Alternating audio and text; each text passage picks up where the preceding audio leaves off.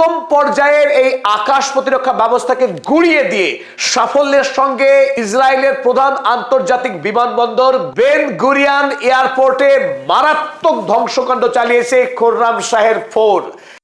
সুপ্রিয় দর্শক, আসসালামু আলাইকুম। আশা করি আপনারা সকলে ভালো আছেন। আজকের ভিডিওটা পুরোটাই ঝাক্কাস লেভেল হতে চলছে।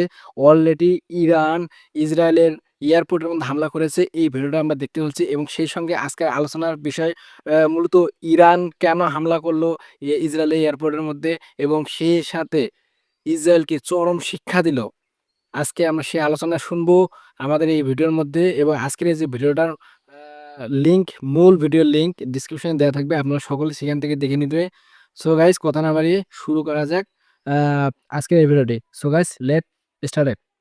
ইসরায়েল, আমেরিকা এবং ইরানের সঙ্গে যুদ্ধ শুরু হবার পর থেকেই সকলের চোখ ছিল ইরানের এই খোররাম শাহের 4 মিসাইলের দিকে।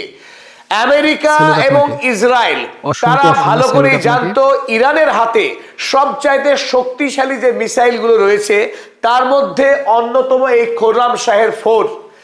যদি ইসরায়েল এবং আমেরিকা এই খোররাম শাহের 4 মিসাইলকে আটকে দিতে পারে, ইন্টারসেপ্ট করতে পারে, তাহলে তারা যুদ্ধে জয়ী হবে।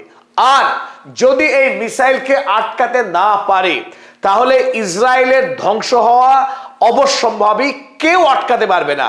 আর তারই প্রমাণ হয়ে গেল গতকাল রাতে ইরানের আইআরজিসি সেনারা 19তম মিসাইল হামলা করে ইসরায়েলের উদ্দেশ্যে।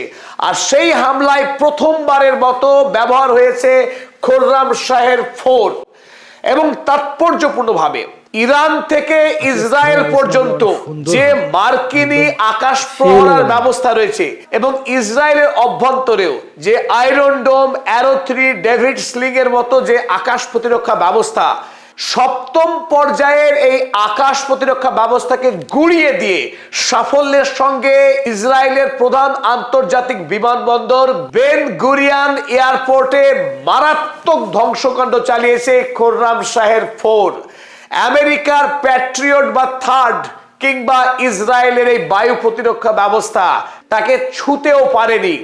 আমেরিকা একাধিক ফলস মিসাইল হামলা চালিয়েছে আকাশে এই খোররাম শাহেরকে আটকানোর জন্য, কিন্তু কোনো লাভ হয়নি। কারণ শব্দের চেয়ে 8 গুণ অধিক গতি সম্পন্ন অত্যাধুনিক প্রযুক্তির এই মিসাইল ইতিমধ্যেই ইসরায়েলের ত্রাস সৃষ্টি করেছে।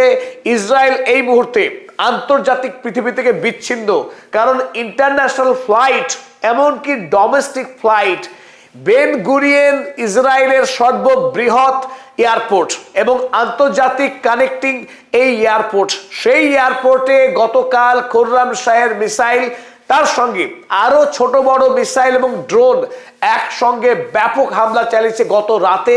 আর তারপর থেকেই ইসরায়েল এই মুহূর্তে মারাত্মকভাবে কাবু হয়েছে ইরানের হাতে। চলুন দেখে নেওয়া যাক এই বেন গুরিয়ান এয়ারপোর্ট এবং তার পার্শ্ববর্তী যে ইসরায়েলের বায়ুসেনা ঘাঁটি ছিল, 27 নম্বর বায়ুসেনা ঘাঁটি, দুটি জায়গায় মারাত্মকভাবে ক্ষতিগ্রস্ত হয়েছে। হতাহতের সংখ্যা এখনো সঠিকভাবে আমাদের সামনে আসেনি, কারণ ইসরায়েল প্রাণপণ চেষ্টা করে যাচ্ছে পৃথিবীকে তাদের দেশের ক্ষতির খবর বাইরে প্রকাশ করতে না দিতে।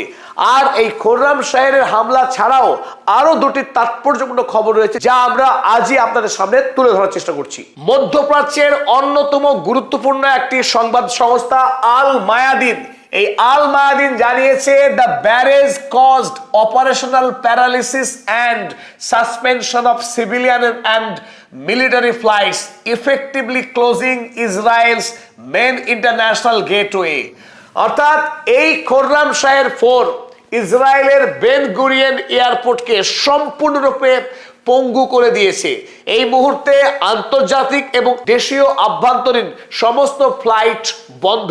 ইসরায়েল এই মুহূর্তে আন্তর্জাতিক বিশ্ব থেকে বিচ্ছিন্ন হয়ে পড়েছে বেন গুরিয়ান এয়ারপোর্ট গুড়িয়ে যাওয়ার কারণে। IRIB, অপর গুরুত্বপূর্ণ সংবাদ সংস্থা, তারা জানাচ্ছে fuel depots and military hangars inside the airport complex suffered direct hits, triggering major fires and structural damage। এই আপনি যাই খোররাম বলেন না শাহের স্যার, মিসাইল যাই ওই বলেন এয়ারপোর্টের সবকিছু মধ্যে এমন মোটামুটি নেই, ধ্বংস চালিয়েছে, সব দিক বিপুল দিয়ে ভালো পরিমাণে নেই। অগ্নিকাণ্ড ছড়িয়ে পড়ে গোটা এয়ারপোর্ট জুড়ে। ফলে বিস্তীর্ণ যে পরিকাঠামো ছিল ওই বেন গুরিয়ন এয়ারপোর্টের এই মুহূর্তে ধ্বংসপ্রাপ্ত হয়েছে। সেখানে যে হ্যাঙ্গারগুলো ছিল যেখানে প্লেনগুলোকে রাখা হয় সেই হ্যাঙ্গার পর্যন্ত বিপর্যস্ত হয়েছে এই আক্রমণে। ইরান মিলিটারি মনিটর তারা জানাচ্ছে খোররাম শাহের force Mac 8 terminal speed and unguided atmospheric re-entry made Israel's electronic warfare and jamming ineffective। অত্যন্ত তাৎপর্যপূর্ণ, কারণ ইসরায়েল অত্যাধুনিক প্রযুক্তিতে তার দেশকে প্রহারের ব্যবস্থা চালায়। আমেরিকার কাছ থেকে পাওয়া অর্থনৈতিক সাহায্য, প্রযুক্তি সাহায্য এবং ইসরায়েলের নিজের প্রযুক্তি দিয়ে মধ্যপ্রাচ্যের যে সমস্ত দেশ ইরান ছাড়া তার যে ইরানের অ্যাক্সিস অফ রেজিস্ট্যান্স রয়েছে, প্রক্সি গ্রুপ, তারা যাতে ইসরায়েলে হামলা চালিয়ে তাদেরকে ধ্বংস না করতে পারে তার জন্য তারা একটা জ্যামিং সিস্টেম দেশে লাগু রেখেছিল। সেই জ্যামিং সিস্টেমকেও পুরোপুরি অকেজো করে দিয়েছে এই খোররাম শাহের ফোর। খোররাম শাহের ফোর এই সিরিজের প্রথম। তাছাড়াও কিন্তু আমরা জানি ফাতা 1 এবং ফাতা 2 আরো ধ্বংসাত্মক, আরো গতিশীল মিসাইল রয়েছে। খোররাম শাহের ফোরেই যদি ইসরায়েলের সমস্ত জ্যামিং সিস্টেম বিকল হয়ে যায়, অকেজো হয়ে যায়, তাহলে ফাতা 2 কি করতে পারে? কারণ খোররাম শাহের গতি 8 ম্যাক, অর্থাৎ শব্দের গতির তুলনায় 8 টাইমস। আর ফাতা 2 মিসাইলের গতি 18 গুণ পর্যন্ত, 18 ম্যাক, শব্দের গতির তুলনায় 18 গুণ পর্যন্ত গতিশীল হতে পারে ফাতা 2। তাই ফাতা 2 মিসাইলকে পৃথিবীর কোনো শক্তি কোনোভাবেই প্রতিরোধ করতে সক্ষম হবে না। তাই ইসরায়েল এবং আমেরিকার ধ্বংস এই যুদ্ধে অনিবার্য, তার হাতে হাতে প্রমাণ। একেবারে ল্যাবরেটরি টেস্ট যদি বলি আমরা, সেই ল্যাবরেটরি টেস্ট গত রাতে সম্পন্ন হয়েছে।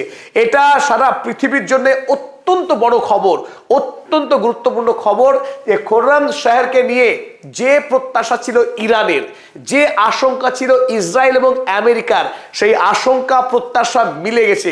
গতকাল সাকসেসফুলি খোররাম শাহ দেখিয়ে দিয়েছে ইসরায়েলকে কি ভয়ঙ্কর শিক্ষা দেওয়া যেতে পারে। ইরানের হাতে সেই অস্ত্র এখন মজুদ। মধ্যপ্রাচ্যের সৌদি আরব নয়, কাতার, ওমান, বাহরাইন নয়, ইরানের সঙ্গে লড়াই করলে ইসরায়েলের অবস্থা যে ধ্বংস হবে সে কথা প্রমাণ করে দিল খোররাম শাহেরই। বাকি মিসাইল রইল। চলুন আরো দেখা যাক। তাসনিম সংবাদ সংস্থা ইরানের, তারা জানিয়েছে যে the missile overwhelm the airport defences and created a real. Palestine Chronicle জানিয়েছে the warhead 1500 KG warhead destroyed the runways and reinforced bunkers of the Israeli Air Force logistics hub। এই এয়ারপোর্টের পাশেই যে 27 নম্বর স্কোয়াড্রন ছিল ইসরায়েলের বায়ুসেনার, সেই বায়ুসেনার 27 নম্বর স্কোয়াড্রনও ধ্বংসপ্রাপ্ত। তারা কোনো কাজ করতে পারছে না। সেখানে যে লজিস্টিক্স সিস্টেম ছিল, যে গোডাউন ছিল, সেগুলো ধ্বংস হয়েছে। ফলে বায়ুসেনার 27 নম্বর স্কোয়াড্রনও এই মুহূর্তে সম্পূর্ণরূপে অকেজো। গত মধ্যরাতে আরো বড় হাঙ্গামা করেছে ইরান মধ্য ইসরায়েলে যে ছবিটা দেখছেন, অসংখ্য তারার মতো ফুটে আছে আকাশ জুড়ে। এগুলো তারা না, এগুলো ইরান থেকে পাঠানো মিসাইলের ওয়ারহেড বিচ্ছিন্ন হয়ে গেছে 20টি অংশে। একটি বোমা বিচ্ছিন্ন হয়ে 20টি বোমাতে পরিণত হয়েছে এবং বিস্তীর্ণ অঞ্চল জুড়ে ছড়িয়ে পড়েছে এক একটি বোমা। সম্পূর্ণ ভিডিওটা আপনারা অবশ্যই দেখছেন। যারা দেখেন না তারা অনেক কিছু মিস করছেন। আসলে বর্তমান পরিস্থিতি সম্পর্কে হয়তো অনেক কিছু জানেন না, ঠিক আছে? তো আজকে যে বিশেষ করে যে এয়ারপোর্টের মধ্যে হামলা করছে, তো এই এটা ইরানের সফলতা এবং সেই সঙ্গে ইসরায়েলের হচ্ছে ধ্বংসের পতন। তো যাই হোক গাইস, আপনারা অবশ্যই আমার সঙ্গে থাকবেন। আশা করি আপনারা অবশ্যই পাশে থাকবেন এবং শেষে বেল আইকনটি ক্লিক করে দেবেন আর বেশি বেশি করে লাইক কমেন্ট শেয়ার করবেন। সো গাইস, আপনাদের কেমন লেগেছে তা অবশ্যই কমেন্ট করে জানিয়ে দেবেন। আজকের মতো বিদায় নিচ্ছি। আপনারা সকলে ভালো থাকবেন, সুস্থ থাকবেন। Tata, bye bye.